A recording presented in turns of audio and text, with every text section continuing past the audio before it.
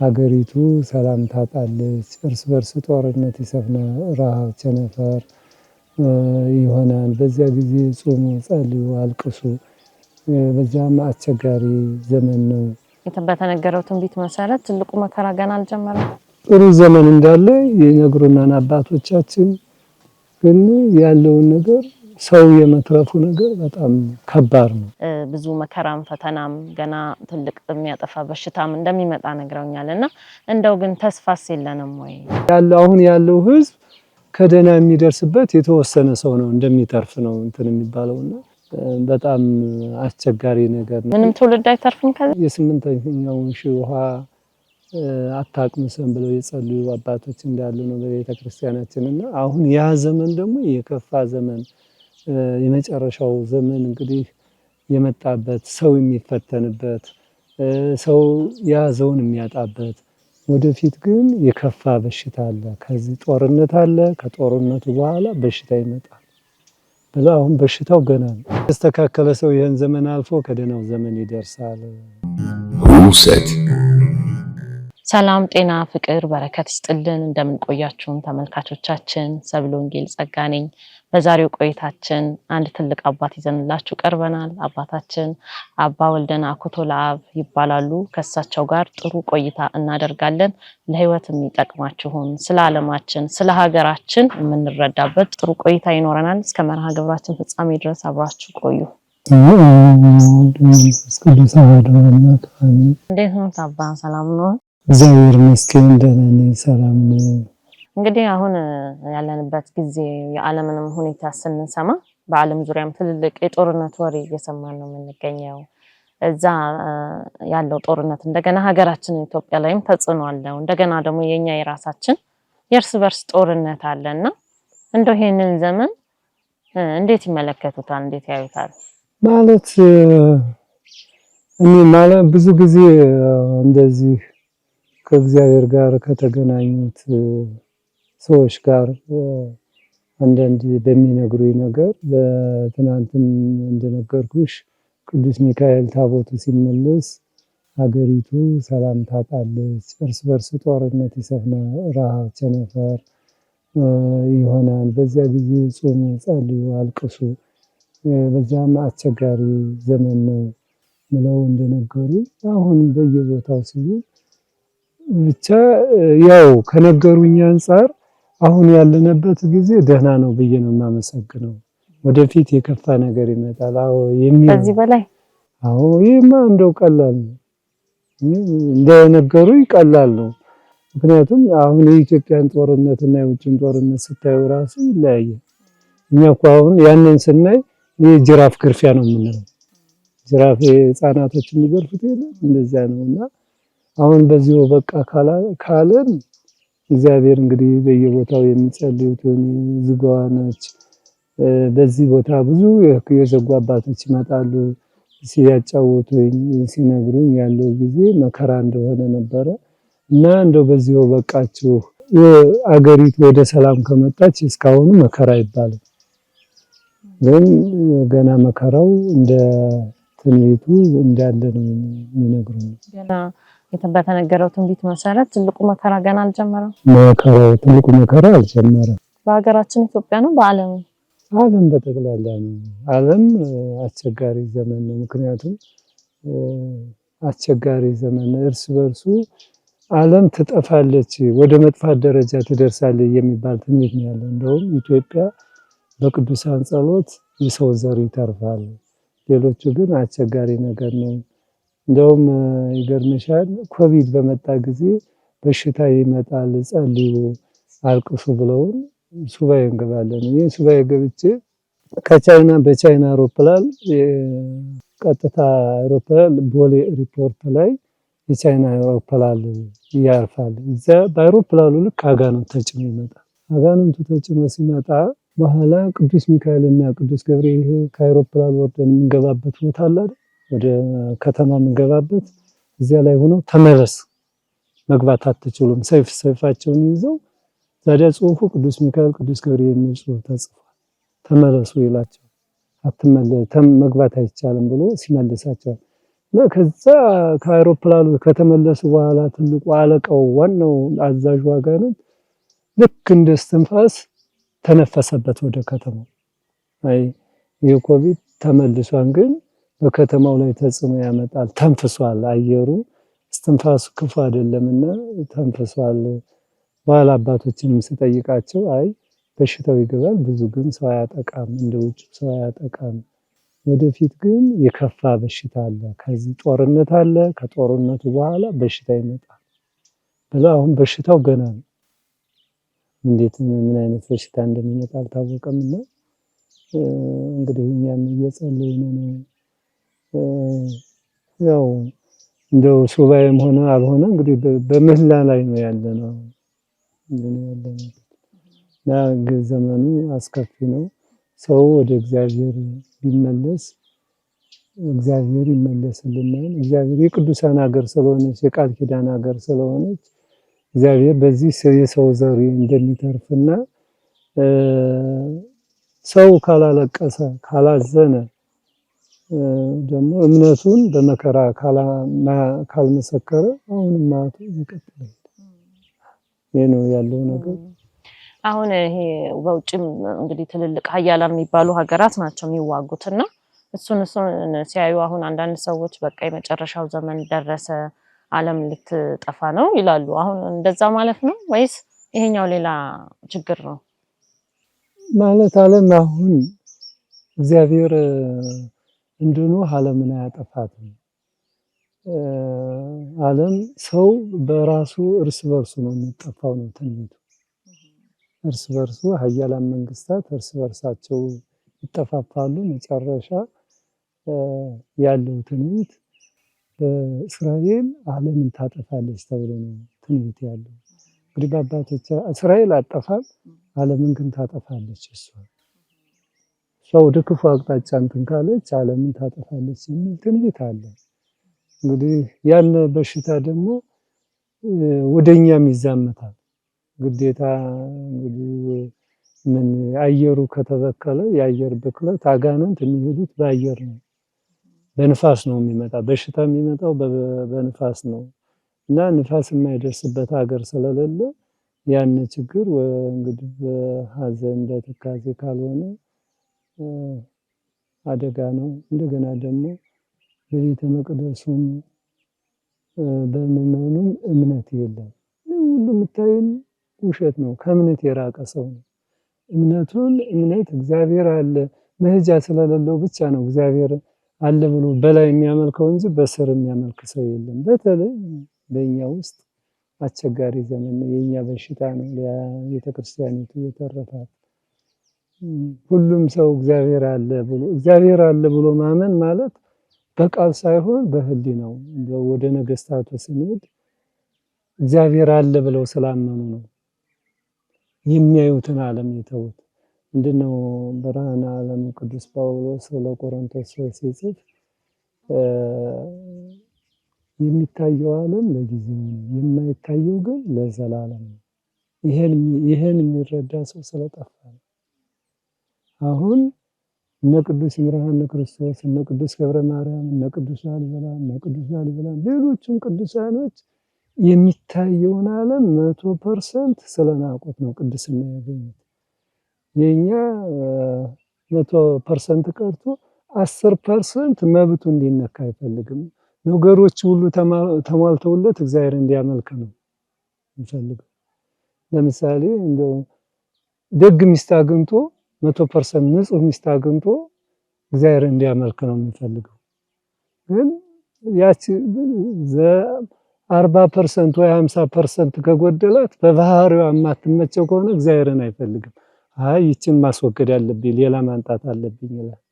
ይሄ እንግዲህ እግዚአብሔር ክብር የምታገኘው በእሷ ነው ብሎ ነው እንግዲህ ያገናኛቸው። ስለዚህ እስኪ ቅዱስ መሆንን እምነት መኖርህን ይሄን እሷን ታግሰህ እሷም ደግሞ አንተን ታግሳ በአንድ ላይ ኑራችሁ የእግዚአብሔር መንግስት እንድትወርሱ ብሎ ነው ያገናኛቸው ለፈተና።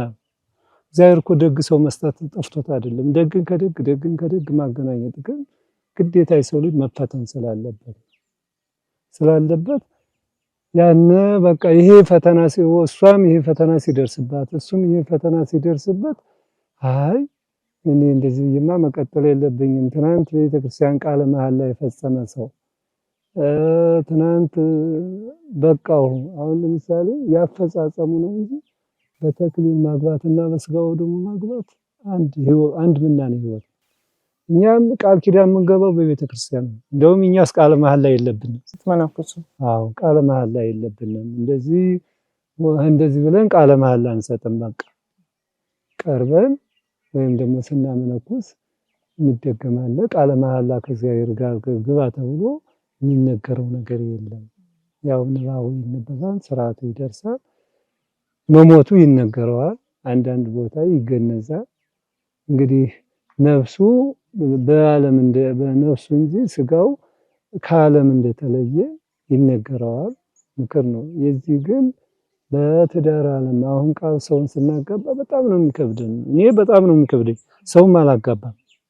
ይሄ ትውልድ ውሸቱ ነው። እዚህ መጥቶ ቃለ መሐላ ሊፈጽም ነው እንጂ ነገ መከራ ሲደርስበት አይችልም። ስለዚህ እንደው ብዙ ሰው መጥተው ቃለም እንደዚህ ተክሊል ተውቶቱ ዝም ብሎ የሚያገባ ሰው ከሆነ ነው ዝም እግዚአብሔር ይባርክህ የምለው እንጂ እኔ በመንበሩ ፊት በመጽሐፍ ቅዱስ በወንጌል ምሎ ተገዝቶ በቃ ተቀብያታለሁ ብሎ ቃለ መሐላውን ነገር ለሚያፈርስ ሰው እኔ ምን ብዬ ነው የምባርከው? እንደውም ከተክሊል ከምባርክ የሚመነኩስ ሰው በባርክ ይሻለኛል እላለሁ። ምክንያቱም ከባድ ነው። በእግዚአብሔር እንኳን በቤተ መቅደሱ ቃለ መሐላ መፈጸም ቀርቶ በተራ ነገር ለተራ ሰው ቃል መግባት ከባድ ነው እና ይሄ ምንድነው? እምነት ማለት እምነቱን በመከራ ቤትም አቅጣጫ እግዚአብሔር ያስቀምጠው ሰው መቼም እግዚአብሔር ክፉ ሰው በጎረቤት ክፉ ሰው ይመጣል፣ በትዳር ክፉ ሰው ጋር ይኖራል፣ በስራ ቦታ ፈተና አለ፣ ባለስልጣኑ ክፉ ይሆናል። መቼም ሰይጣን የማይገባበት ቦታ የለም። ያን ሁሉ ገድል ነው ብሎ መቀበል እግዚአብሔር ከሰጠኝ እንግዲህ ግማሹ በህመም ይፈተናል። ነው ሰው የሚፈተንበት አቅጣጫ ብዙ ነው። እኔ እንደውም ከምፈተነው አንዱ ቤት መጥቶ አጋንንት ቤቴን ይደበድባል። እርሶም ቤት ራሱ በጋር መጥቶ አሁን እንግዲህ ሲመጣብኝ አላሳድርም ስላችሁ ልክ እነሱን የጠላኋቸው ይመስላል። ኧረ እባካችሁ እኔ እኮ ፈተና ስላለብኝ ነው ወድጄ አይደለም። እና ከሰው ጋር መጥቶ በቃ ዝም ብሎ ልክ ጸሎት ላደርስ ስል መጥቶ ቤቱን ይደበድባል። እና በዚያ ጊዜ ሰው ይደነግጥብኛል። እና አባቴ አንድ ጊዜ እዛው እንግዲህ የተወለድኩትም በዚህ አካባቢ ነው። አባቴ አጋጣሚ መጣና ስንጫወት አምሽተን ዛሬ ልደር አለኝ። ኧረ በቃ ሌላ ቦታ ሂድና እደር እዚህ አይሆንም። ምን ነው አለኝ።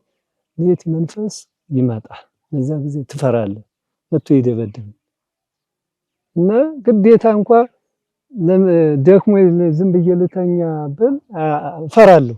ምክንያቱም ጸሎት ተቋረጠ የሆነ ችግር ያደርስብኛል ብዬ ፈራለሁና አሁን ዝም ብዬ እንዳልተኛ ችግር ነው፣ ለጸሎት ስነሳም ችግር ነውና ሂድና ሌላ ቦታ ተኛ ስለው አይ እኔ እዚህ ነው የምተኛው፣ እንግዲህ መሽቷል፣ እንግዲህ አልሄድም፣ እንዴ ምንድነው ደግሞ አንተ ቤት ማላድረው ምናምን ስለው እንግዲህ ደር እኔ ምን ቸገረኝ ብዬሽ ልክ ለ6-10 ጉዳይ ድብድበው ገባ ቤቱ እንደ ዱርዬ።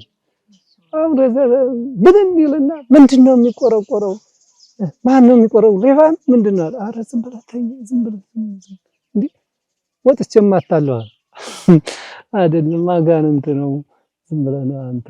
እና አጋንንት በየጊዜው እየመጡ ይሄን ፈተና ያደርሱብኛል፣ እንደዚህ ያደርጉኛልና አትደንግጥ፣ ዝም በል፣ ዝም ብለህ የምትችል ከሆነ ጸልይ፣ የማትችል ከሆነ ዝም ብለህ ተኛ አልኩት። እና እንደዚህ አይነት የተለያየ ፈተና ነው አጋንንት የሚያመጣውና ሌላውም በሰው ላይ ያደረ ብዙ ነገር የሚያመጣው ነገር አለ። ያን ሁሉ በጽሞና ሰው መጥቶ ይጣላኛል፣ ምን ይለኛል፣ ቤተክርስቲያን ለማሰራት ሲሄድ ብዙ ፈተና አለው፣ ብዙ ውጣ ውረድ አለው። ያንን ሁሉ ግን ያው ግዴታ እምነቴን በመከራ ማተም አለብኝ ነው የታገስኩት እንጂ 20 ዓመት ስኖር ብዙ ውጣ ውረድ አሳልፌ ነው። ብዙ ውጣ ግን ያው መከራ ህይወት ስለሆነ ግዴታ ለመመለስም አስቸጋሪ ነው። ደግሞ አጋንንት ከተመለሱለት ጭራሽ እምነትን ያስተዋል። ከባዱ ችግሩ ይሄ ነው። አሁን ብዙ ጊዜ ሰዎች በመጀመሪያ ብዙ ትሩፋት ይታገሉ፣ ይጾማሉ፣ ይጸልያሉ፣ ይሰግዳሉ፣ ብዙ ነገር መልካም ነገር እያደረጉ እያለ ከዛ ከትሩፋታቸው ከቀነሱ በዜሮ ማርሽ እንዲሄዱ ነው የሚያደርገው። ከዚህ በኋላ እኔ እዚህ አደርሻለሁ ደህና ውጤት አንጥታ ሲኦል ግባ ነው የሚለው። በቃ ወደ ብቻ መስመሩን እሱ ትግሉ ያለው መስመሩን ትንሽ መስመር እስከሚስትለት ድረስ ነው። ከዛ እምነቱንም አስተቶ እግዚአብሔር የለም ያስባል። እና ብዙ አጋንንት ከባድ ነው። ግን እነዚህ ቅዱሳኖች አራቱ ቅዱሳን የአጋንንትን ድል የነሱት ከዕለት ዕለት ትሩፋት በመጨመር እና አስራት በኩራት ሲያወጡት ተው አስራት በኩራት አታውጣ ይላል። ሲጸልዩት ልብን ይሰርቃል። ቲክቶክ ሳይኮ ልቡ አይሰረቅ፣ ምክንያቱም ያጋንንት ነው። ምን ቸገረው? 24 ሰዓት ቢያይ 24 ሰዓት የሱ ስለሆነ ምንም ችግር የለበትም። ግን አንድ አባታችን ሆይ በሰማያት የምትኖር ሲል ልቡን እዚህ ይገባና ገና በስማም ሲል ልቡ በስማም ብሎ በሱ ኮድ ልቡን ይዞት ይሄዳል። አሜን ሲል በልደና አደር ብሎ ይዞት ይሄዳል። ግን አሁን አንድ ፊልም አንድ ነገር ሞባይል ሲጎረጎር ግን አይዞ በርታ ልብህ መቦታው ይቀመጥ ብሎት ነው የሚሄደው። ምክንያቱም የሰው ልጅ ትልቁ መሰረታዊ ነገር በሚያደርገው ነገር አሁን እኔ አንድ ነገር ቁጭ ብዬ የሆነ ቦታ ጸሎት እያደረኩ ጸሎት ስጨርስ በማየው በዚሁ አይዋፍ ከሆነ አይዋፏ ምን እንደሆነች እመራመራለሁ። ለልጇ ያላት ነገር እንዴት አርጋ ምግብ እንደምትሰጣቸው ያን ሁሉ እና አጋንንት እግዚአብሔር ሰዎች ተነስተው እግዚአብሔር የለም እግዚአብሔር መልካም እግዚአብሔር በመሬት ላይ የለም የሚሉ ሰዎች ይገጥሙናል። ሌላው ከመነኮሳት ራሱ ጻሬፍ የሚባል ዝም ብሎ እግዚአብሔር የለም የሚባል የሚያስብል መንፈስ ይመጣና ይዋጋል። በዚያን ጊዜ እግዚአብሔር መኖሩ ምስክሩ አንዱ በጸሎት ጊዜ ልብህ መሰረቁ ነው። ስታወራ አይሰረቅ፣ ስትበላ አይሰረቅ፣ ሞባይል ስታይ ፖለቲካ ስትሰማ ልብህ አይሰረቅ። ጸሎት ስታደርግ ግን ልብህ ይሰረቃል። ለምን? ልቡ የተሰረቀ ሰው ምን ይሆናል? ጥይቱ ተተኩሶ እርሳሱ አሁን አገልግሎት ይሰጣል። ጥይት ይተኮሳል አይደል? ከደ በኋላ ልተኩስ ብትዩ አይሰርምና አጋንንት ምንድነው እነሱን እንዳይመታቸው ነው ልብ የሚሰርቁት። አሁን በተመስጦ በምንጸልይበት ሰዓት ያ ማለት ጥይት ነው ማለት ነው። ወዶ አጋንንትም ይወጋል፣ ይመታል፣ ድል ያደርጋል። የኛ ጸሎታው ምንድነው? ልቦናችን እዚህ ነው፣ ልባችን አሜሪካ ነው። ልቦናችን እዚህ ሰውነታችን እዚህ ነው፣ ሐሳባችን ልክ አንድ ነገር የጠፋሽ ነገር ለማግኘት ጸሎት ጀምሪ። ጸሎት ስትጀምሪ ራሱ ያ ሐሳብ ይመጣልሽ። የምንድነው? ያጋንንት መልእክት ነውና ትልቅ በረከት ጸሎት ትልቅ በረከት መኖሩ የሚታወቀው በምንድነው? በእንደዚህ አይነት ነገር ነው። መጽሐፈ መነኮሳት ምን ይላል? ፈተና ያለው ስራ ካለ ክብር አለ፣ ክብር አለ። ይሄን አረጋግ ክብር ፈተና የሌለው ስራ ከሆነ ከእግዚአብሔር ጋር አልተገናኘህም። ሌላ ትሩፋት ያንቀይረህ ሌላ ትሩፋት ጨምር ይላል። እና ምን በትዳርም ፈተና ካለ ክብር አለ፣ በጓደኛም ፈተና ካለ ክብር አለ፣ በስራ ቦታ ፈተና አለ፣ ክብር አለ፣ በቤተ ክርስቲያን አገልግሎት ፈተና ካለ ክብር አለ። ሁሉም ቦታ ፈተና ያለበት ክብር አለ። ክብር ፈተና የሌለበት ክብር የለውም። ከእግዚአብሔር ጋር ያ ትሩፋቱ አልተገናኘም። ራሱ ጧት ቤተ ክርስቲያን ለመሄድ ተኛ ካለ አይ ክብር አለ፣ ያ ሰውዬ ክብር የሚያገኘው ክብር አለ። በቃ ተኛ የሚለው የራሱ እዚያ ሲሄድ ትሩፋት የሚያገኝ በረከት የሚያገኝበት ለቅዳሴ ሰዓት ለአስራት በኩራት ሲያወጣ ተው ሲለው አይ ይሄም ማውጣት አለብኝ ብሎ መታገል አለበት። የተቀረ አይ ተው ሲለው ተው የሚል ከሆነ ያ ነገር አደጋ ነው ማለት ነውና ሰው እግዚአብሔር ፈቅዶ እግዚአብሔር ወዶ እግዚአብሔር ባሰማራው መልኩ ትዕግስትን መያዝ አለበት።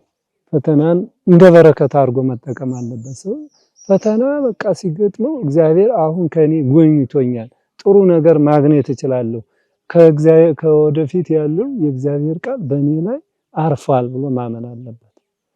ፈተናውን ለምሳሌ እናንተ አሁን ብዙ ጊዜ ገዳም ትሄዳላችሁ። በገዳም የተለያየ ባህሪ ሊገጥማችሁ ይችላል። በዛ ጊዜ ግን እንደ ጸጋ መቀበል፣ ክብር እንዳገኛችሁ ደስተኛ መሆን አለባችሁ። ፈተና ካላገኛችሁ ግን አይ በረከት አላገኛችሁ። ትክክለኛ የቦታው የገዳሙ በረከት በእናንተ ላይ የሚያድረው ፈተና ሲገጥማችሁ እና ማንኛውም ሰው እኔ ካየሁትም አንፃር በጸሎትም ሆነ በቅዳሴም ሆነ በአገልግሎትም ሆነ በማንኛውም ነገር ፈተና ያለው ነገር ክብር አለው። ሰው ደስታ ሲያገኝ ብቻ ሳይሆን ፈተና ሲፈተን ተመስገን ካላለ ከእግዚአብሔር ጋር ግንኙነት የለውም። እነዚህ ቅዱሳኖች ተመስገን ብለው ነው እግዚአብሔርን በሚያመጣው ፈተና እንግዲህ እስቲ ቤተ መንግስትን አሁን ቅዱስ ገብረ ማርያም ለወንድሙ ለቅዱስ ላሊበላ አስረክቦ ወደ ቤቱ እንኳን አልተመለሰም ነው የሚለው። ይኸው ንግስናውን አንግሶ በቃ ንግስናውን ሰጥቼሃለሁ አስረክቤሃለሁ ብሎ ካለ በኋላ ወደ ቤቱ ሳይመለስ ቀጥታ ወደ ሄደ ወደ ምናኔ ነው። ፊት ምናኔ መናኝ ነበሩ፣ በኋላ ወደ ምናኔ ሄዶ ነው የኖረው። እሺ እንግዲህ ሰው ንግስናን ያህል ብድግ አድርጎ ሰጥቶ ወደ ምናኔ መሄድ ከባድ ነው። ከተደላደለ ቤት ወጥቶ እዚያ አቧራ ላይ መተኛት ከባድ ነው። በስሙ ራሱ አንድ ቀን ጾምን መዋል ራሱ ከባድ ነው። ሲያዩት እንደ ስጋዊነት ሲያዩት፣ እንደ መንፈሳዊ ሕይወት ደግሞ ሲያዩት ቀላል ነው። ምክንያቱም ምንም ነገር የሚጠቅም ዓለም ስላልሆነ ቢያገኙትም ቢያጡትም እንደውም አንዳንድ ጊዜ ካየሁት አንፃር ይሄ በመንፈሳዊ ሕይወት ብቻ ሳይሆን በስጋዊ ሕይወት ሳይ ሀብት ማግኘት ጥላት ነው እላለሁ። ምክንያቱም ብዙ ባለሀብቶች ብዙ ሰዎች ያውቃሉ እና ከሀገር ውስጥ ነው ይሄን ብሉ ስንላቸው አይ እንዲህ አይነት በሽታ አለብኝ፣ እንዲህ አይነት በሽታ አለብኝ፣ እንዲህ አይነት በሽታ አለብኝ። በቃ ሀብቱ ሲመጣ በሽታ አለው ማለት ነው። ሰው አሁን ደሃ ከአቧራው ተኝቶ እንትን ያለው ያገኘው ምግብ በልቶ በቃ ደስተኛ ሆኖ ይኖራል። ብዙ ጊዜ እዚህ ዓለም ሀብት መከራ ይዞ የሚመጣ እንጂ ደስታ ይዞ የሚመጣ አይደለም። የድሮቹ ሀብቱንም ትተው እግዚአብሔርን ስለመረጡ ህመም የሚባል ነገር የለም። እንደዚህ ሆስፒታል የሚባል የለም። እንደዚህ ሕክምና ምናምን የለም። በባህላቸው፣ በጸሎታቸው፣ በእምነታቸው፣ በመስቀሉ አሁን ጸበል እኮ ራሱ የሚሄደው መጀመሪያ ሕክምና ተመርምሮ በቃ ሐኪሙ ሀቅሙ በላይ ነው ሲለው ነው እንጂ አሁን መጀመሪያ ሲጀምረው ብድግ ብሎ እግዚአብሔርን አምኖ እግዚአብሔር አንተ ፈውሰኝ ብሎ አልቅሶ የሚሄድ የለም።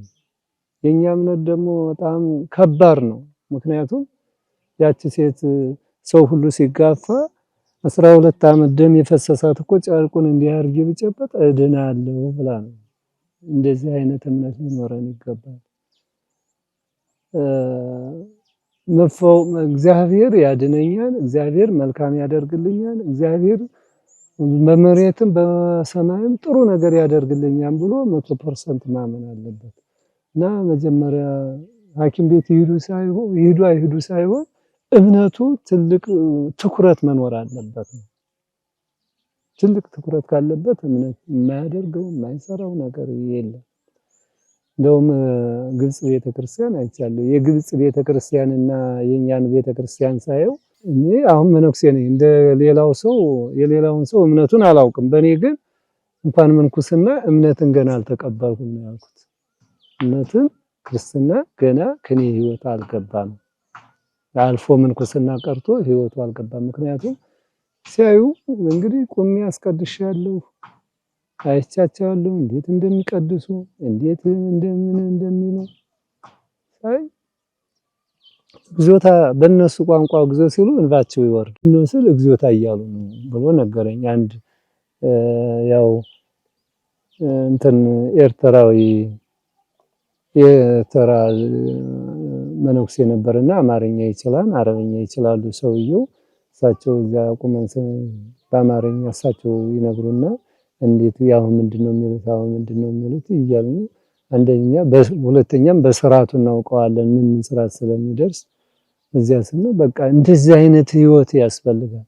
ሰው ስጋው ደግሞ ሲቀበል ጌታ ሆይ አንተ ፍቀድልኝ በቤትህ እንድኖር። ልበ አምላክ ዳዊት ያለው ነገር አለ። ምንድነው እንግዲህ ልበ አምላክ ዳዊት ሁሉ ነገር ተሟልቶ የተሰጠው የዓለማዊ ህይወቱም መንፈሳዊ ህይወቱም ተሰጥቶታል።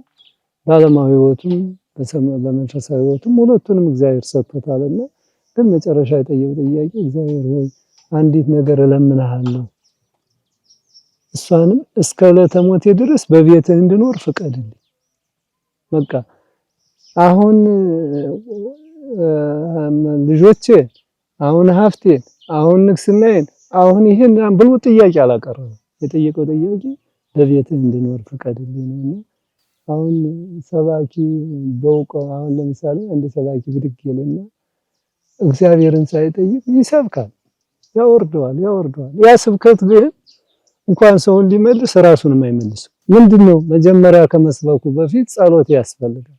የእግዚአብሔርን ፈቃድ ለሰው እይታ ሳይሆን ጌታ ሆይ እነዚህን ሰዎች እንዳስተምር ፍቀድልኝ፣ በእኔ ላይ ሆነ መከራቸው ቢቻል እንባ ወጥቶ ባይቻል በተመስጦ አንድ አቡነ ዘበሰማያት መድገም አለበት። ያ በሱ መልእክት ኃይል የሚተላለፍ እንዳልሆነ በእግዚአብሔር ኃይል የሚተላለፍ እንደሆነ ማወቅ አለበት። ግን አሁን እኛ በቤተክርስቲያናችን ሆነ ማንም እኔ እበልጣለሁ እኔ ዛሬ ላስተምር መጀመሪያ የእናንተንም ልቦና የኔንም ልቦና ይክፈት። ያ በህሊና የሚጸለይ ጸሎት ነው። በህሊና በልቅሶ መንበሩ ተደፍቶ ጌታ ሆይ ይቅር የመጣውን ህዝብ ያንተ ማዳ በእነዚህ ሰዎች ላይ ይሁን፣ ያንተ ድነት በእነዚህ ሰዎች ላይ ይሁን። እኔ ኃጢአተኛ ነኝ፣ በደለኛ ነኝ፣ ብዙ ኃጢአት ሰርቻለሁ። ግን ቃልህን እንዳስተላልፍ ደግሞ ወክለኸኛል። ውክልናዬን አስምርልኝ፣ ተቀበልልኝ ብሎ መጸለይ አለበት። ቅዳሴም ሲገባ ምን ነው እንደዚሁ ጸሎት ያስፈልጋል። የህሊና ጸሎት፣ የተሰበረ ህሊና ያስፈልጋል። እንደው ዝምጻም ነኝ ዛሬ ዓመት ባለው እኔ ልቀድስ ብሎ ይገው ምንም ፍሬ የለውም። ይሄ ወደ ላይ መሄድ ለሚያደርገው ነገር በሙሉ እግዚአብሔር ሆይ ፍቀድልኝ ብሎ ከተሰማራ እግዚአብሔር የማይፈቅድበት አንዳችን ነገር የለም። ግን ጠያቂ ይፈልጋል። እግዚአብሔር በእምነቱ እንድንጸና ጠያቂ ይፈልጋል። አሁን ብዙ ጊዜ እኔ አንዳንድ ጊዜ ሰው የለም ብዬ ስጸልይ እመቤቴ ከመናፍቅነት ሰውሪ እንደው አደራሽን በቃ ይሄ ማታም ጧትም ጸልይ ይሄን ነው እንተ መናፍቅ ለመሆን ታስባለህ እንዴ?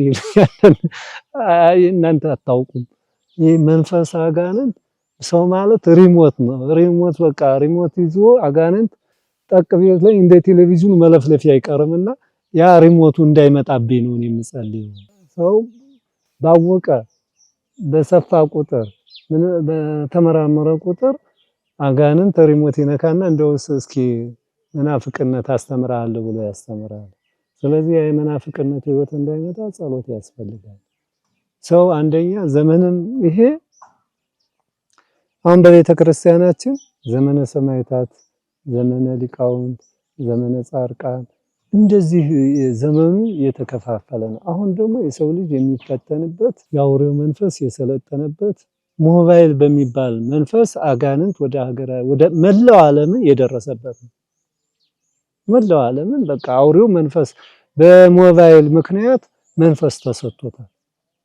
ሰውን ለማሳት ሰውን ከነበረበት ህይወት በትዳሩ ዓለምም ሁሉም በያዘው ነገር የያዘውን ጠቅላላ እንዲያጣ ነው። አንድ እምነት ብቻ አይደለም። አንድ እምነት ብቻ ሳይሆን ለምሳሌ ብዙ ጊዜ ስለ ትዳርና ዙሪያ ይወራል፣ ብዙ ነገር ይወራል። ያንን ካየ ሰውየው በትዳሩ ላይ እምነት ያጣ። ይህ ማለት የያዘውን አጣ ማለት። ሰው ያመነውን ካጣ በቃ ህይወቱን አጣ ማለት ነውና አሁን ዓለም የከፋበት ዘመን ነው። በዚህ ዘመን ጸሎት ትልቁ መሰረታዊ ነገር ጌታ ሆይ ከዚህ የረከሰ ዘመን እንግዲህ የስምንተኛውን ሺህ ውሃ አታቅምሰን ብለው የጸለዩ አባቶች እንዳሉ ነው በቤተክርስቲያናችንና አሁን ያ ዘመን ደግሞ የከፋ ዘመን የመጨረሻው ዘመን እንግዲህ የመጣበት ሰው የሚፈተንበት ሰው ያዘውን የሚያጣበት ገንዘብም ሆነ ጓደኛንም ሆነ ትዳርንም ሆነ ማንኛውን የሚያጣውን ነገር በድሮ ወሬው የሚሰማው እዚሁ ነው ክፉም ደግም ቢሆን ዛሬ አሜሪካ የተደረገው ዛሬ እዚህ ይደርሳል እዚህ የተደረገው አሜሪካ ይገባል የሰው ልጅ በእንደዚህ አይነት እየተፈተነ ውጣ ውረድ ነው ያለውና ለዚህ ፈተና መጽናት አለበት እምነቱን በምን ማረጋገጥ አለበት በመጽናት እምነቱን በምን ማረጋገጥ አለበት በመታመን በቃ ለሁሉ ታማኝ በሆን እግዚአብሔርን ተመስገን በማለት መልካም ነገር በመስራት በየጀመረውን ወደ ኋላ ባለ ማለት በቃ ማንኛውም ያስጠቅመኛል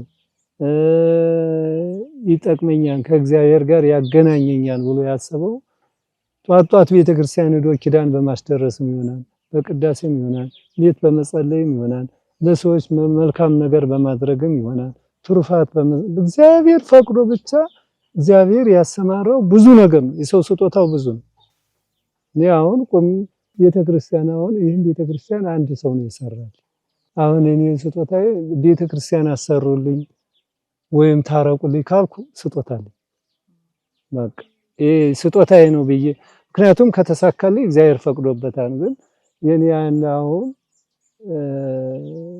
አንድ ምንድነው እኔ ብዙ ቤተክርስቲያን ለመስራት ብዙ ቤተክርስቲያን ሰርቻለሁ ለመስራት ግን አልደክም ማልደክምበት ምንድነው ይሄን ቦታ እግዚአብሔር ፍቃድህ ነው እኔ እንደሰራ ፈቅደህልኛል ቢያንስ 21 ቀን እስከ 40 ቀን ሱባኤ ይዛለሁ ከዚያ በኋላ የሚያሰደኝ ከሆነ ቀጥላለሁ የማያሰደኝ ከሆነ አቆማለሁ ከዚያው ላይ ነው መረጃውን ማገኝ መረጃውን እግዚአብሔር ፍቃድ መሆኑ እዚያ ካገኘው የሚያዋጣኝ ከሆነ ቀጥላለሁ ማዋጣኝ ከሆነ አይ እግዚአብሔር አልፈቀደም ብዬ በዚሁ እንትን እላለሁ ማለት ነውና እግዚአብሔርን መጠየቅ ጥሩ ውጤታማ ያደርጋል እግዚአብሔርን መጠየቅ ከእግዚአብሔር ጋር መኖርን ያረጋግጣል እግዚአብሔር ለሁሉም ነገር እግዚአብሔር ለሰጠው ነገር ተመስገን ብሎ መቀበል አለበት ትዳርም ይሁን ጓደኛም ይሁን ስራም ይሁን ሁሉም ነገር እግዚአብሔር በመካከል ውጣ ውረዳለው ያንን ተመስገን ብሎ ለፍጻሜ ካበቃ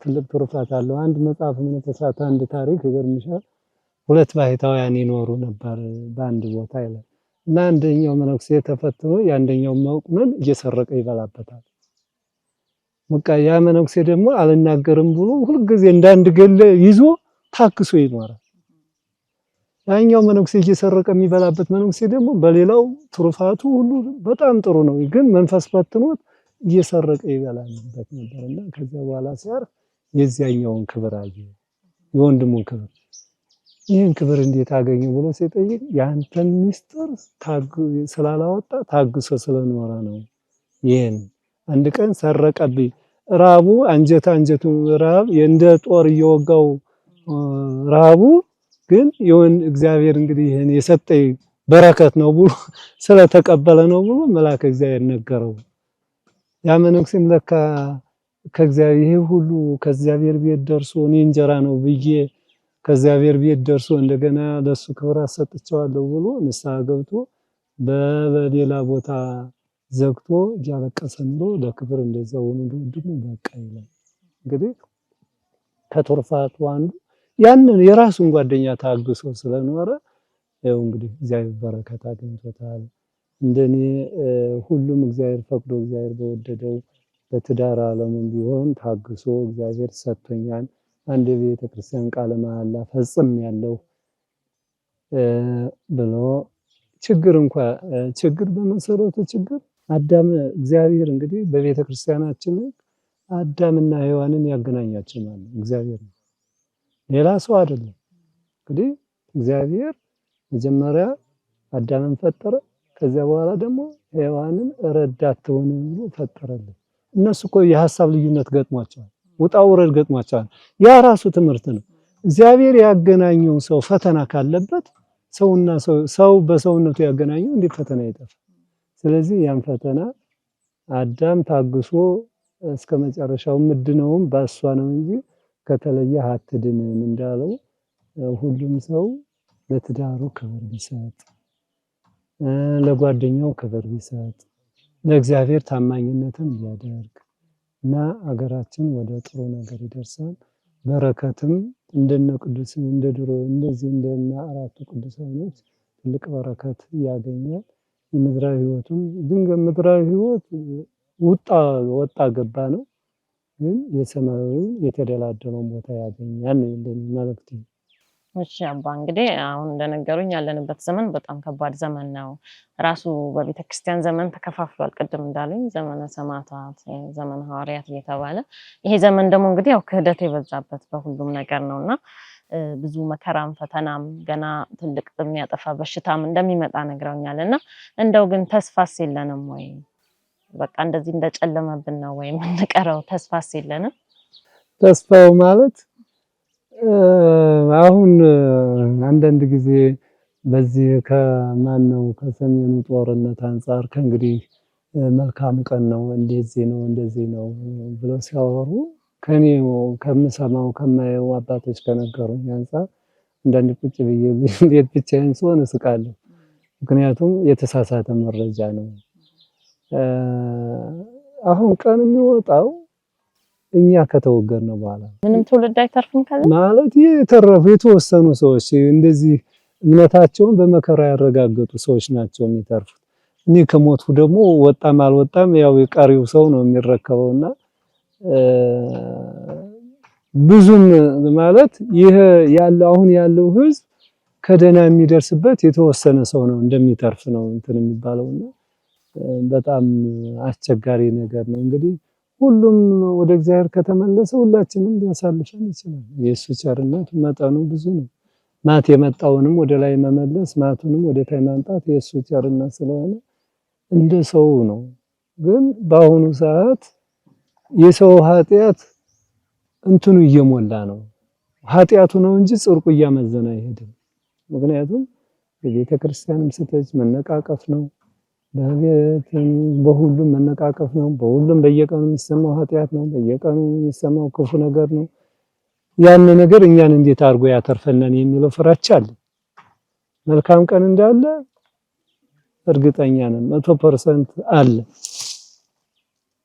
100% አለ። ግን ይሄኛውን ነገር ጥሩ ዘመን እንዳለ ይነግሩናል አባቶቻችን።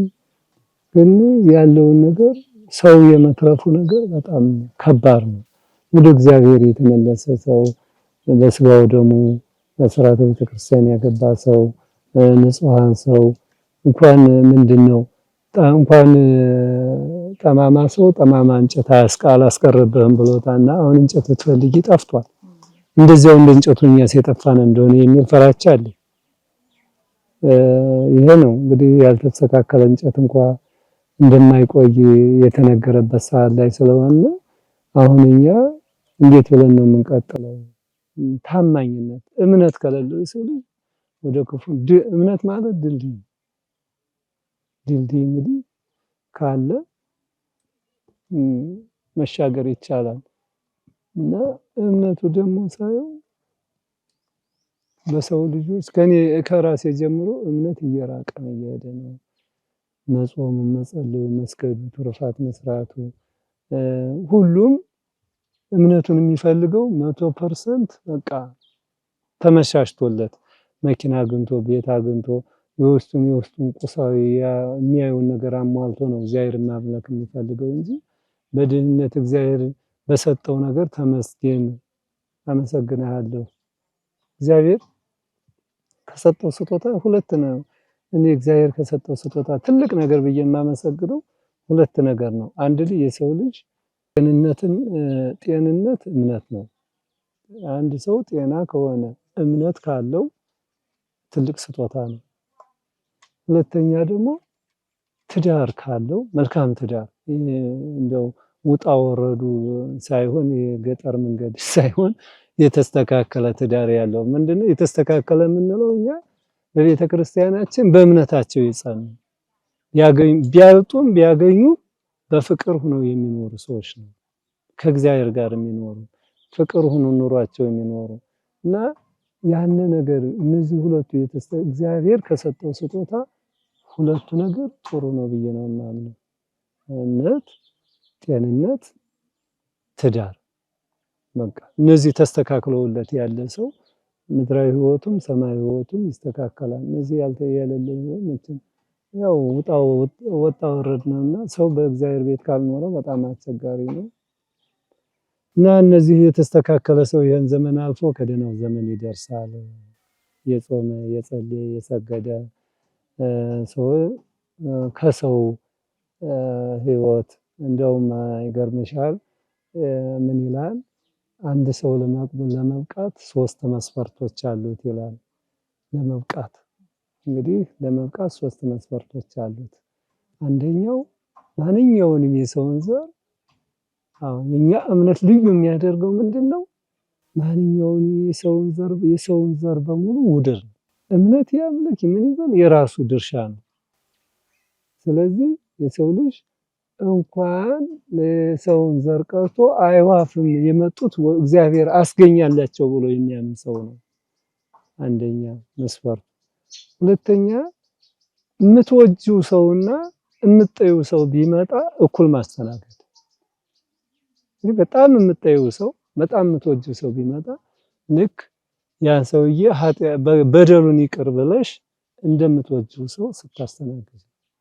ሶስተኛ ደግሞ ሚስጥር የማያወጣ የሰውን ሚስጥር የማያወጣ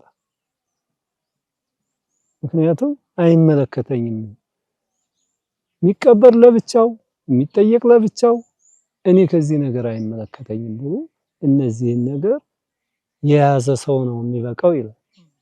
አሁን እኛ 150 ዳዊት እንደግማለን እንደው ጸሎቱን በተለይ በመነኮሳት እስከ 365 አቡነ ዘበሰማያት የሚደግሙ አሉ። በቀኑ አንዳንድ አቡነ ዘበሰማያት በተመስጡ በ120 ቤተሰብ 120 የሚደግሙ አሉ። ከዛ በታች በየ7 ሰዓት የሚደግሙ አሉ። ግን አሁን ችግሩ ምንድነው? ክራክ እያረገ እየመጣ አሁን ችግሩ ክራክ የሚያረገው ያ ጸሎቱ ክራክ የሚያረገው ለምንድነው? ሄደን የማይመለከተንን ሙስሊም እንነቅፋለን። ሄደን የማይመለከተን አንድ ሰው ጳጳሱ ይሄን ሰሩ፣ መነኩሴው ይሄን ሰራ፣ በስጋው ደግሞ ተወስነው ይሄን ሰሩ ብለን ከሰው ህይወት ውስጥ እንገባለን። የዚያ ጊዜ ያ ጸሎት ክራክ ያረጋል። የሚበቃ የሌለው ሰው አሁን በአሁኑ ወቅት ይሄ ነገር ነው ችግሩ። ለመብቃት እነዚህን ነገሮች ግዴታ ማሟላት አለበት ሰውዬው።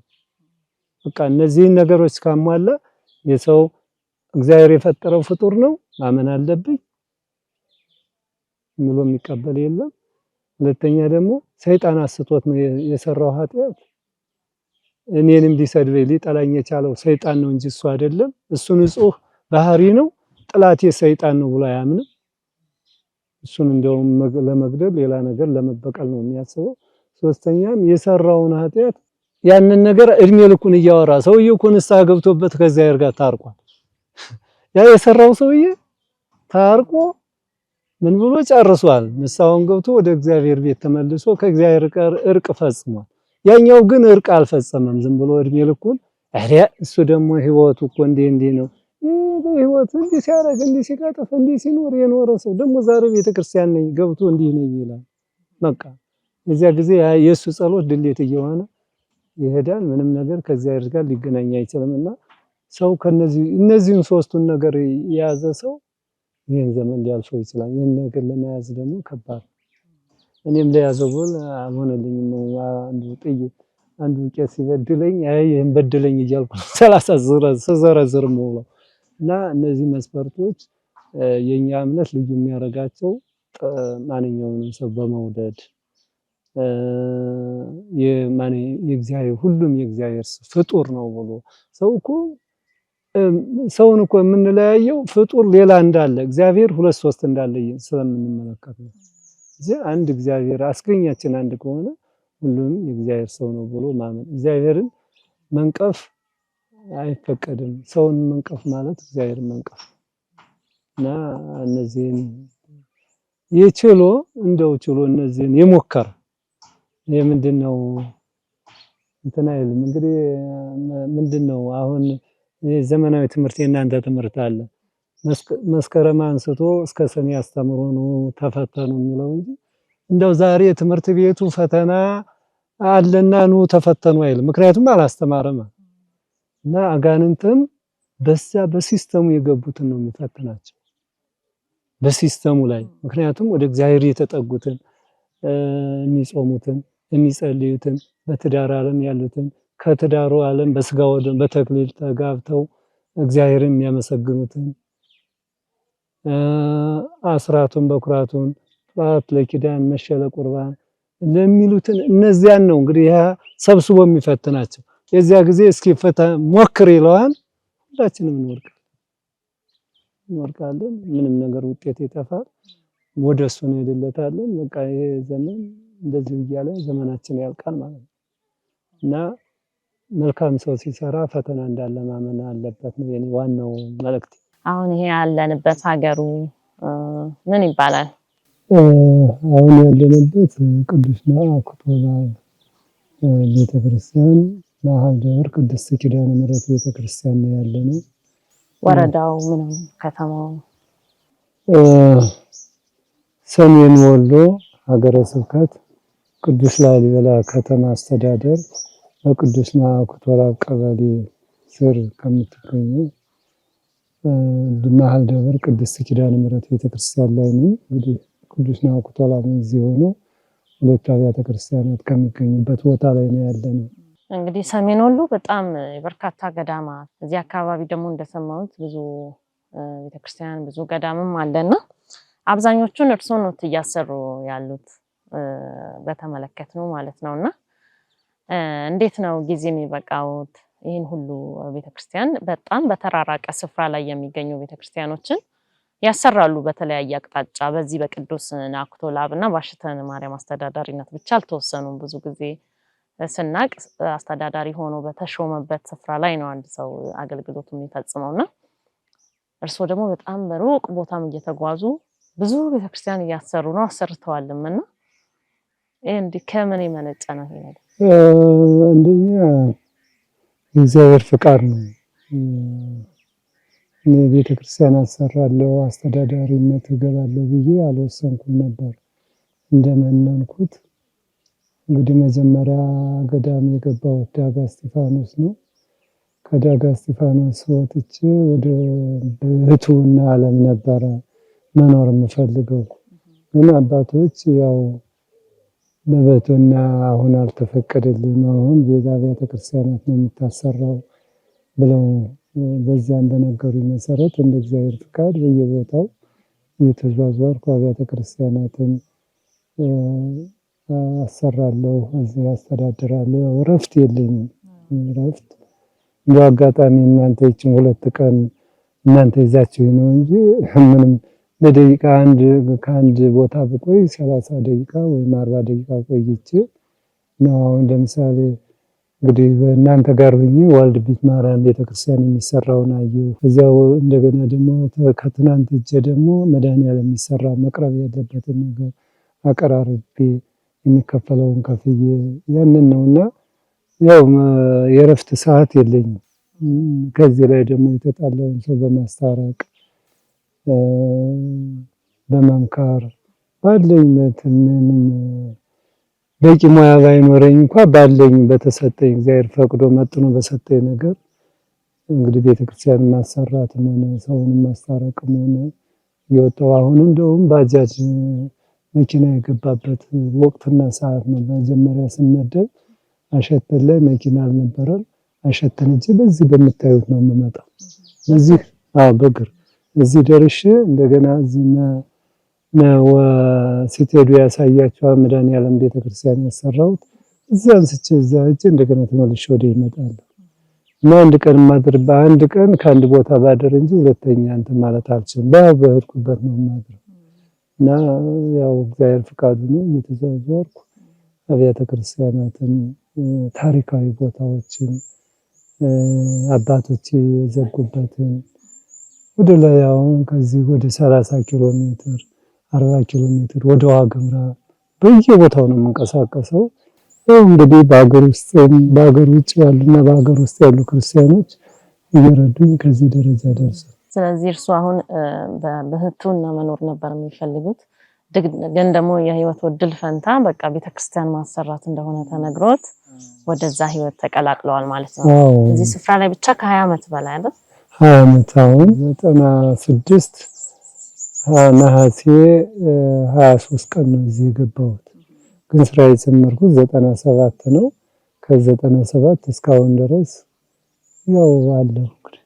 ደግሞ የሆነ ያህል የኖርኩት ብር ስለሌለው ነው። ብር ቢኖረው ችግር ይኖር ነበር? አይ ብር ቢኖረውማ እንደውም አልሰራህም ተብዬ ተናቀር ነበር። ሌላው እዚህ ብር የለውም። ምክንያቱም እኔ መባካችሁ እንደው አንዱ እንደ ብር ያዙልኝ እያልኩ ብለምን ማንም የሚሰማኝ የለም። ምክንያቱም ገንዘብ ያለው ነው ያው ፍላጎት ያለው ሰው እና ለ20 ዓመት እግዚአብሔር ይመስገን እስካሁን ድረስ እዚህ ቦታም አሸተንም ወዲያው በ99 ነው የገባሁት። 99 እስካሁን ድረስ አለው። ሁለቱንም ደብር በማስተዳደር ያው የተለያዩ እግዚአብሔር በፈቀደው ብቻ እስካሁን እንግዲህ በእኔ አቅም ሰርቻለሁ ብያለሁ። እሺ አባታችን እንግዲህ በጣም እናመሰግናለን። እግዚአብሔር ይስጥልን። ይሄንን የሰሙ ሰዎች እንግዲህ እኛንም ጨምሮ ማስተካከል የሚገባንን የሰማን የተማርን ይመስለናል። ለተግባር ደግሞ ያርግልን፣ ለህይወት ያድርግልን። እንደርሱ አይነት አባትንም በእድሜ በጤና ይጠብቅልን። በስተመጨረሻ ማስተላለፍ የሚፈልጉት መልእክት ካለ? የኔ መልእክት የተናገርኩት ቃል የኔ ኃጢአተኛው ሳይሆን እግዚአብሔር በዚህ በኔ ቃል ላይ አድሮ እንግዲህ ውክልናውን ሰጥቶናል እግዚአብሔር። የኛ ውክልና ሰፊ ነው። የሰው ልጅ ኃጢአት የሰራውን እና ውክልናችን ምንድነው? ይሄን መስቀል ይዘን ስንዳብስ ሁማን እንዲድኑ የሰሩትን ኃጢአት መተው ለኛ ሲናገሩ በእግዚአብሔር ውክልና ሰጥቶን እግዚአብሔር ይፍታ ስንላቸው ከኃጢአታቸው እንዲፈቱ የሚያደርግ አምላክ ነውና እኔ በኃጢአተኛው የተናገርኩት ደፍሬ የማላደርገውን ነገር የተናገርኩትን እግዚአብሔር በእኔ ላይም በሌሎችም ላይ መልካም ነገር እንድንሰራ የእግዚአብሔር ፍቃድ ይሁን። መንፈስ ቅዱስ ያስተምራቸው። የኛ ቃል ሳይሆን መንፈስ ቅዱስ ራሱ እያንዳንዱ ሲተኙ የሰው ልጅ ማታ ቢቻለው ማታ ባይቻለው በ30 ቀን ህሊናውን ኦዲት ማድረግ አለበት። ኦዲት ያልተደረገ ገንዘብ እቼ እንደሚጠፋ አይታወቅም። ምክንያቱም ብሩን ስታወጪው ይቀላል፣ በኋላ ስታስቢው ነው የሚከብደው። እኛም ኃጢአት ስንሰራ ቀላል ነው፣ በኋላ ሰብስበን በአይምሯችን ስንይዘው ነው ኦዲት ስናደርገው ነው የሚከብደውና ሰው ልጅ ቢቻለው ማታ ማታ ምን ኃጢአት ሰርቻለሁ ደፍተር ይዞ ምን ኃጢአት ሰርቻለሁ ምን አስቀይሜያለሁ ብሎ ቢቻለው ደግሞ በወር አንድ ጊዜ ቁጭ ብሎ ለእግዚአብሔር ጊዜ ሰጥቶ አንድ ሰዓት ምን በዚህ በ30 ቀን እግዚአብሔር ጋር እየኖርኩ ነው ወይስ ከእግዚአብሔር ቃል ወጥቻለሁ? በወሩ ምን ኃጢአት ሰርቻለሁ? ምን ሰው አስቀይሜያለሁ? ምን ተግባር ፈጽሜያለሁ? ምን ያህል ቤተክርስቲያን ሄጃለሁ ብሎ ኦዲቱን ስናደርግ የእግዚአብሔር መንፈስ ቅዱስ አድሮ እንዲገስጸን የእግዚአብሔር ፍቃድ ይሁን። እንጂ ዝም ብለን አሁን አመት እስከ አመት አመቱ ይሄዳል፣ አመቱ ይመጣል፣ አመቱ ይሄዳል፣ አመቱ ይመጣል። እኛም አለን አሁን ለምሳሌ ሃይላንድ ውሃ አለ አይደል?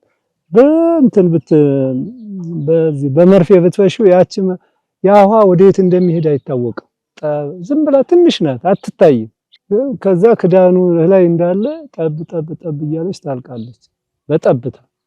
እንግዲህ መርፌን አይበሳም።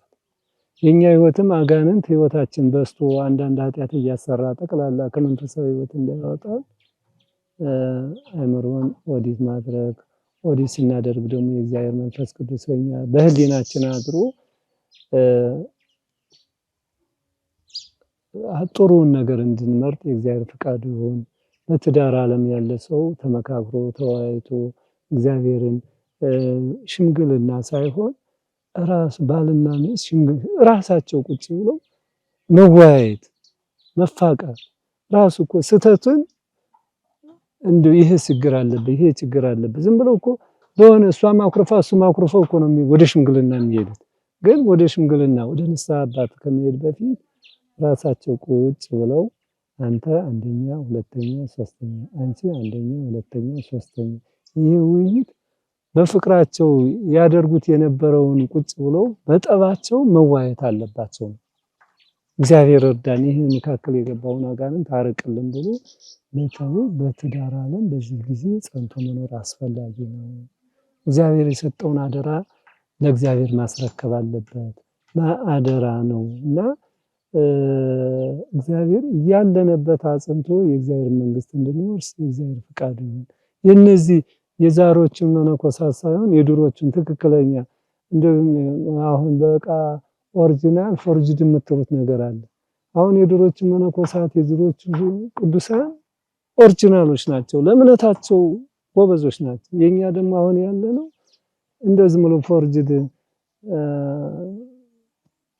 ስለሆነ ያን ከዚያ ህይወት መውጣት አለብን። የሚታየውን ዓለም መምረጥ የለብንም። ዋናው የሚታየው ነገር ያስፈልጋል፣ እውነት ነው። ግን ያንን ለማሟላት ከእግዚአብሔር መውጣት የለብንም።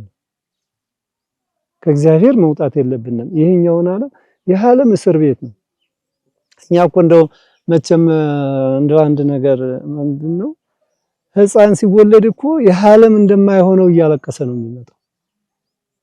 መከራውን እኮ ገና እናቱ ማህፀን ዱብ ሲል ነው የሚረጋገጥለት። ልጁ ሕፃኑ እሪ ይላል፣ እኛ እልል እንላለን። እንግዲህ ሕፃኑ እኮ የዓለም አያስፈልገኝ ወይ ወደ መከራ መጣው እያለ ነው የሚያለቅሰው። ደግሞ እዚህ ተቀባዩ ደግሞ ልጅ ተወለደ ይላል።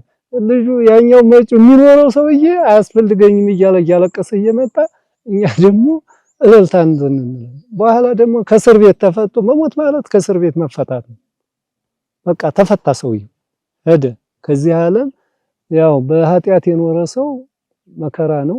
በጽድቅ ለኖረ መልካም ለሰራ ሰው ግን እግዚአብሔርን በእምነቱ በመከራ ያረጋገጠ ሰው ደግሞ ከዚህ ስራት ከዓለም ሆይን ቤቱ አንዴ የተወደደ አንዴ የሆነ አንዴ ጦርነት አንዴ ምን ከሚለው ከዚህ ዓለም ተለይቶ ወዴት ነው? ወደ ዘላለማዊ ቅዱስ ቦታ ወደ ሆነው ምንም ነገር ሁሉ ነገር ወደ ተሟላበት እግዚአብሔር ብቻ ወደሚመለክበት ሞት የሌለበት። እዚህ ገደሉም አንድ ገዳይ ነው፣ መርዙ አንድ ገዳይ ነው፣ መኪናው አንድ ገዳይ ነው፣ ኤሌክትሪኩ አንድ ገዳይ ነው።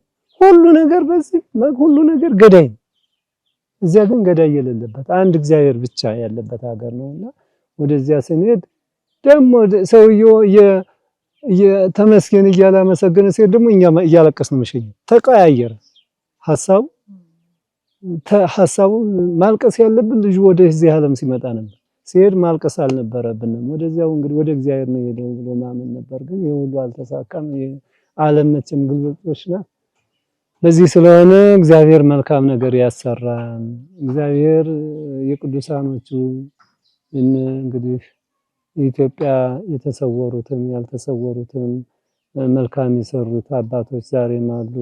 ከሁሉ የአባቶቻችን የነቢያት፣ የሐዋርያት፣ የቅዱሳን፣ የሊቃውንቱ፣ የጳጳሳቱ፣ የመነኮሳቶቹ ፍቅር እንዲያድርብን የእግዚአብሔር ፍቃድ ይሁን። እግዚአብሔር የወከለውን ሰው ለማክበር እግዚአብሔር ይስጠን። ሰው ካህን ማለት ጳጳሳት ማለት እግዚአብሔር ወኪል ናቸው።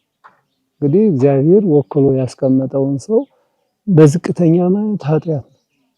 ምክንያቱም እግዚአብሔር አክብሮታል። ከዛ ሁሉ መርጦ አሁን እኔ ይገርምሻል አንድ ጊዜ ውትድርና ሊሄድ ጓደኞቼ ቆሎ ተማሪ ነበሩና ትምህርት ቤት ተነስተን 8 ሆነን ሄድን ውትድርና። እዛ አይ እኔ 16 ዓመቴ ነው እነሱ 20 ዓመት ምናምን ነበር። አይ አንተ አንቀበልም ሕፃን ነህ አሉ በደርግ። አሁን ከዛ በኋላ እነዛ 6ቱ ምናምን ሞተዋል በውትድርና። በዚህ በደርግ ጊዜ ነው የሄዱት። እነሱ ሞቱ። እኔን ደግሞ እግዚአብሔር እዚያም አትገባም ብሎ በኋላ እንደገና ተመልሼ ትምህርት ቤት ገብቼ አንድ ከዳጋያ መነኮሳት የመጡ መነኩሴ አንተ እግዚአብሔር ፈቅዶልህ እንደው ጧት ማታ ሳላስበው እግዚአብሔር ፈቅዶልሃል ና ብለው ዝም ብለው ይዘውኝ ሄዱ። አላስተማሩኝ ምን አላሉኝ። በቃ መተው እኔ ቤት አደሩ። እግራቸውን አጠብኳቸው። ለሰኔ ሚካኤል ለቅዱስ ላሊበላ ነው የመጡት። ዝም ብለው ይዘውኝ ሄዱ። እንዲህ ማላልኩ ምንም አላልኩ። አሁን እዛ ገዳም ገብቼ አንድ ጋዜጠኛ እንደናንተ መጥቶ እንደው አንተሳ ሕፃን ነህ እንደው ማን ወስኖብህ ነው እዚህ የምትኖረው? ማንም አልወሰነብኝ። እንግዲህ ማን እንደወሰነብኝም አላውቅም። ዝም ብዬ እዚህ እኖራለሁ። ወደፊትስ ምን እግዚአብሔር እንደፈቀደ ነው የምኖረው። እግዚአብሔር እንደፈቀደ እኖራለሁ እንጂ ማንም እኔም አልወሰንኩ፣ ሰውም አልወሰነብኝ። ዝም ብሎ ና ተለሲሉኝ መጣሁ እዚህ አለሁ እና የእግዚአብሔር ውሳኔ ስለሆነ እግዚአብሔር እስካሁን ድረስ አለሁ። በኃጢአትም ቢሆን መቼም እግዚአብሔርን እየወጣሁ እየወረድኩ አለሁ። እንግዲህ መልካም ቀሪ ዘመኔንም እግዚአብሔር መልካም እንዲያሰራኝ እየጠየቅኩ ነው። እናንተንም እግዚአብሔር ይባርካችሁ ይጠብቃችሁ፣ የቅዱሳን በረከት ይደረባችሁ። የምትሰሩት ሁሉ ሚዲያ ሰውን የሚያስተምር አንዳንድ ሚዲያን እንዳንጠላው እንደ መልእክት የቤተክርስቲያን መልእክት አለው፣ እንዳንወደው ደግሞ ክፉ መልእክት አለው እና እንግዲህ ሰዎቻችን በሙሉ የሚያዩት በሙሉ መልካሙን እየመረጡ እንዲያዩ የእግዚአብሔር ፍቃዱ ይሁን። እግዚአብሔር የሚያስተምራቸው ይህን ክፉ ዘመን ሁላችንም የሚያሳልፈን ይሁን። በምግባር በሃይማኖት ጸንተን እንድንኖር እምነታችን በመከራ እንድናትመው የእግዚአብሔር ፍቃድ ይሁን። በፈተና የጸና ሰው የተባረከ ነው ይላልና እኛም በፈተናው በደስታ ሳይሆን በፈተና የጸናን እንድንሆን እግዚአብሔር አምላክ ይፍቀድልን። የቅዱሳን አባቶቻችን ጸሎት ይርዳን። ተመልካቾቻችን ከአባታችን ከአባ ወልደ ነአኩቶ ለአብ ጋር የነበረን ቆይታ የተከታተላችሁትን ይመስል ነበረ። ያስተማሩንን ትምህርት በህይወታችን ተርጉመን ይህንን ክፉ ዘመን የምናልፍበት ያደርግልን። በቸር ቆዩ።